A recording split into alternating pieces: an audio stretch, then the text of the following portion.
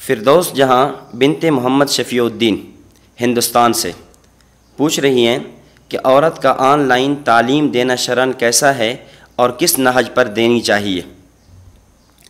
औरत ऑनलाइन शरअन तालीम दे सकती है, लेकिन शरई हुदूद व क़ुयूद की रियायत रखते हुए। मसलन वीडियो रिकॉर्डिंग ना हो और उसकी जो ऑडियो रिकॉर्डिंग है वो सिर्फ़ औरतें और छोटे बच्चे सुन सकें। कोई ऐसी तरतीब बना ली जाए कि उसकी आवाज़ फ़कत ख़वातीन ही तक पहुँचे, छोटे बच्चों तक पहुँचे, इसके अलावा मर्द हज़रात तक न पहुँचे, तो फिर इस एतबार से तालीम देना उसके लिए दुरुस्त है।